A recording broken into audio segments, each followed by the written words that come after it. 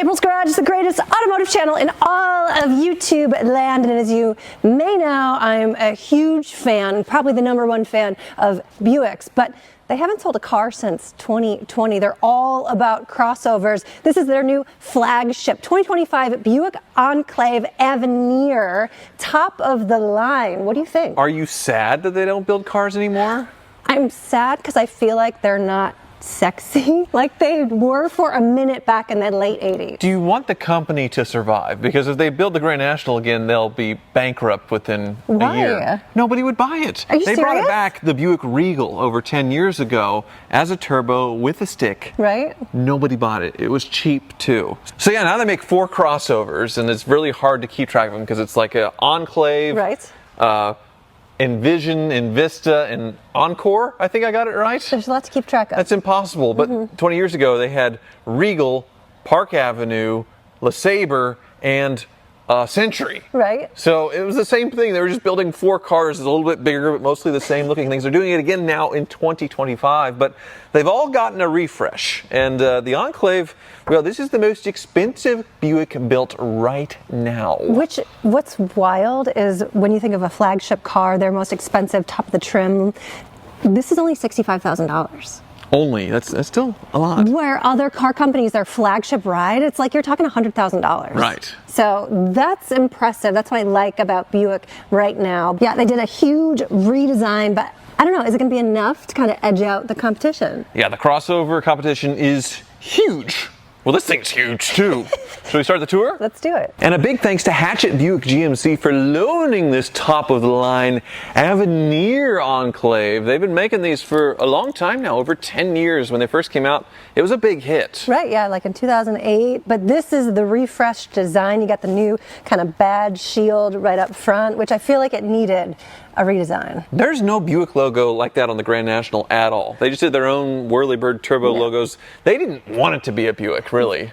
That kind of makes sense, actually, because it's its own thing. It's completely different from their lineup than you've seen, which is, I don't know, is that why I love them? Because they're different? I don't know. This one is quite different now, too. Yes, the color is distinct. Smoky, metallic amethyst. It's a little bit like silver rosé, I would say. That's a good name, like if you're like a dancer in your 60s. Right, but since it is the top of the line, it does have big giant wheels. Just absolutely insane how big. Yeah, 22-inch wheels on this thing, which they definitely don't need because the brakes are, you know, they're right here. Right. Not that they're small, but just in comparison to the wheels, because normally, like on a high-performance car, they put 20s or 22s on to fit giant brakes. This is just totally for style points. Am I like stuck up where I wish this was on the like gyroscope where they were always right side out? This isn't a Rolls Royce. They start out at like $40-something thousand. Right. So from that standpoint, you get a 3-row SUV and you get a lot of comforts. You know, Buick's sort of the middle child in between Chevrolet, GMC, and Cadillac. Yeah, this is top of the line. $65,815.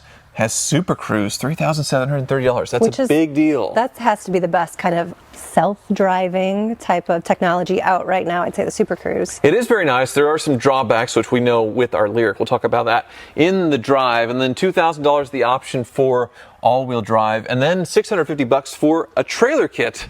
This thing has a 2.5-liter 4-cylinder turbo engine, so I guess you can tow, but I don't think it'll haul that much. I love the little kind of Easter egg with the Buick shields hidden right there in the taillight. Yes. How does this open back here? Just give me a minute.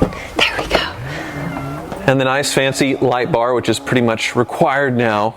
Look at all of this room. See, like, I don't get how 3 rows is considered a crossover.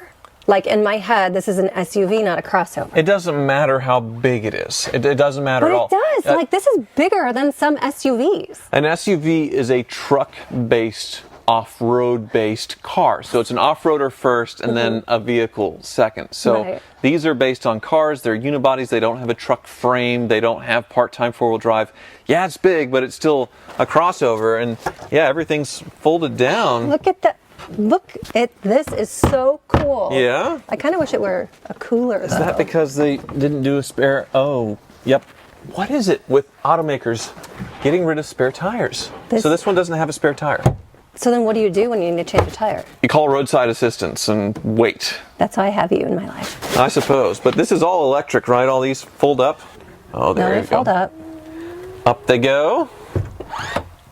Yeah, electric third row, and then second row captains that are very, very nice. There's that Avenir. This is the fancy one. Yeah, Avenir, you got this piping on the side, which I just feel like they just throw piping on there to make anything look more luxurious.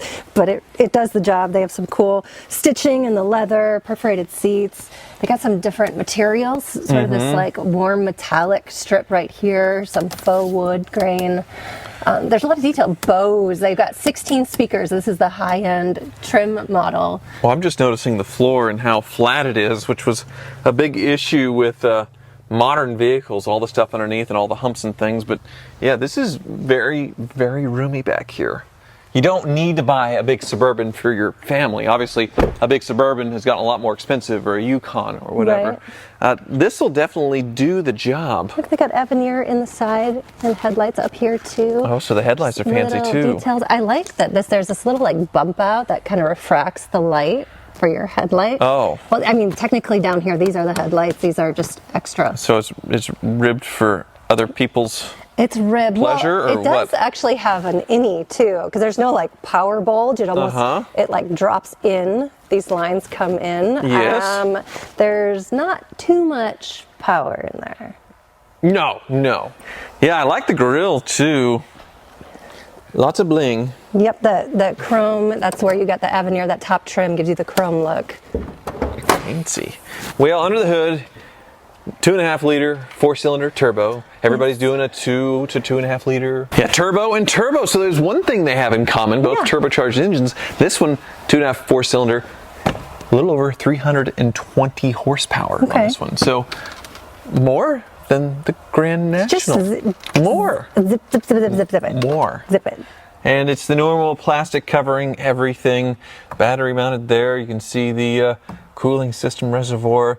Even have a computer mounted, a module to the side of it. But the engine, very compact. This is the covers for all the... Oh yeah, this is won't come off that. Oh, to hide... yeah. Oh no. Yeah, I got it. Okay. Gotta hide all the ugliness here, but let's take a look. What is that? Huh. What is that? I have the foggiest. And then they have to add some more detail on it here for no reason, because you don't see it. I suppose. I mean, obviously the turbo's in the back, so this is the intake. Yeah, what the is it? If I were to guess, it's something that cools the air coming from the turbo, because you have a coolant line, it looks like, right here. And then that goes down into the 4-cylinder. Some interesting engineering there. There's an OK stamp for approval on the inspection as well. That's so fun to see on the old cars when they've kept them and you know they're original, when you got all the little stamps all over. Right. But it doesn't look like a total nightmare to work on. Sorry, I got caught. I got caught in the thing.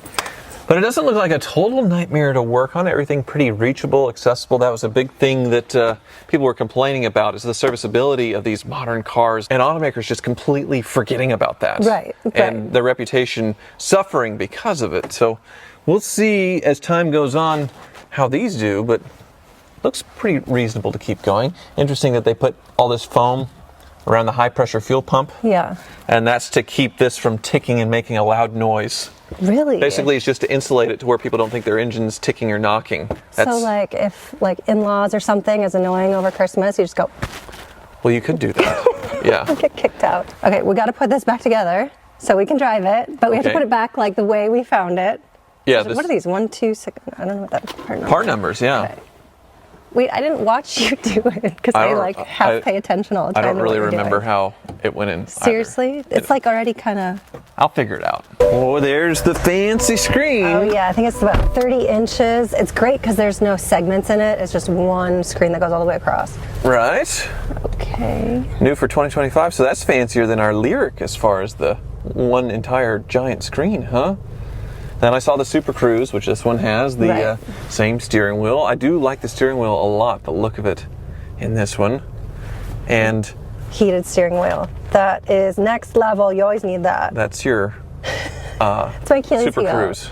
Oh, wait, heated steering wheel. Yes. Can I tell you something really weird just happened though? I said that and I pressed this button, but the heated steering wheel actually came on. It was on before. Okay. It's on. I thought it was reading my mind. So April is demonstrating something. She's pretending to be an elderly person learning how to work their Buick that's just traded in their 2003 LeSabre. And is struggling. I need my glasses. Look at all these beautiful colors on the rainbow. But one thing that they did, they made the most obvious volume knob I have ever seen in the world, because that is the one thing. Where's the volume knob? Yes. Like, it is right there. You can't miss it. Really pretty and nice and machined detail on the side of it. I like the switches too. Like, I like actual physical switches. It's so cool because this is all the ambient lighting and you can customize this to any color you want. I know pink. There we go. Okay. That's what we're working with, pink here. And now a guy's going to get in this thing and say, I'm not buying it because it's pink. Because you guys are like so simple. You're like, oh, it's pink, it's not for me. Yeah, you notice the heads-up display? It's perfect. I love heads-up display. That's great. This and is then really nice. A big ultra-view roof. And you only get this with the top tier trim level, the Avenir. Yeah. With the sunroof. But I feel like I never use them. But when a car doesn't have them, I always want them. What's wrong with me? I don't know. You always want what you don't have, I guess. So you would say Cadillac's like the top tier for GM. Correct. And then Buick, I would say. Or I guess GMC's making such fancy things now. Right. With the Denali. You would think the Denali's right behind Cadillac when it comes to the most expensive products that they make. And I guess they make $100,000 Chevy Suburbans and things now too. So this thing feels massive. There's no way. I get like, oh, the platform is on a crossover, but it is huge. It is a big one. This is really big. All right, you gonna hit it? I'm gonna hit it. Let's see what this puppy's got. Say it's faster than the Grand National. No. Well, it has more horsepower than the Grand. It picks up pretty good. It has more horsepower than the Grand National, but it weighs a lot more, obviously. Yeah. So, yeah, not bad. It's probably more peppy than a lot of crossovers that we've test drive with the similar engines. But the value is definitely there, I would say, for $65,000. Steering wheel's like thick. The rim, it's like really gives you something to hold on to. Doesn't it feel thick? That's pretty thick. Thick for some, I guess. It would give me a complex, yeah, for sure. Okay. There's so much room up here. It is just like wild mess. It's not plastic. It's a nice kind of like rubber. Yes, they put a nice finish on it. It doesn't feel like it's real leather, like it would warp like exotic cars in the sun after 10 years. So right. I like this wireless charging system here. You have a lot of storage underneath, you know, for your Merce or whatever you're carrying around. Right. It's very cool. What else do we got here? I should be paying attention. Sunglasses. Yeah, you're driving, Sorry. you know. Sorry. Yes. The one thing I liked about it when I was driving it, though, it feels like a Buick. It has that nice, cushy ride. It's not trying to be sporty. It's not trying to be anything other than a luxury cruiser, which, if you're sad about the Park Avenue being gone, and I'm so sad. I'm broken up. Like, my heart is destroyed. You get that experience in these crossovers. They are car-based. It does ride really nice without a really complicated magnetic ride or air ride system. It's good. It's really good. I like it. It's a little louder inside than I would expect kind of like the high-end top-tier flagship crossover would be. I feel like it needs a little more sound deadening somewhere, but then you're getting up in the price range too, which I like where they've priced it. For this luxury, you're getting a lot. I think that's you and you being used to your silent electric Cadillac Lyriq. Oh my gosh. You have a point. You have a point. You can hear the engine in this. Yes. That's normal. This is quiet. Wait, what just happened to me? I know. Ooh, I turned into an electric snob. Yes, you just did. Oh my gosh. You should kick me out of something. I don't know what. That's off. I never thought I'd hear myself saying that because I've been against electric cars, but you can hear it. But it doesn't have this like noise of like a Hemi or something really powerful. You just hear that ambient kind of engine kind of a buzzy four-cylinder. Right. Yeah, exactly. Yeah. So today's the anniversary of when I broke my leg, right? Did you get me an anniversary present or something? From your ski accident? My ski accident, yeah. No, I did not. You didn't even wish me a happy anniversary of one of the worst days of my life. I tried to forget it, yes. It feels, should we engage Super Cruise? So you talk about Super Cruise being really good. It is good, but it has to be in a place where they have mapped it. And this rural road here, right, they haven't mapped it yet, so it won't work. We have to do it on a major highway. Got it, okay. So that's the drawback to, like, a Tesla will do it pretty much anywhere, and some other automakers, but GM, they want to make sure it's safe and it's in a mapped, known area in their network, you know? Right. I gotta say, I'm really happy that Buick is pricing their flagship crossover at such a great price point. Mm-hmm. It really makes me happy because I thought all these cars with inflation and EVs that are so expensive out the door, this is a fantastic value for what you're getting. Right. It's starting out about $45,000 to get a 3-row SUV. What? Yeah. Oh, you said SUV. Yeah. You just said it. Oh, it's a crossover. Crossover. But yeah, Toyota Highlander, it's in the same ballpark as that price-wise. This is a little bit more of a luxury feeling, I would say. Oh, yeah. And yeah, I like it. It feels good. I like it. Metallic amethyst.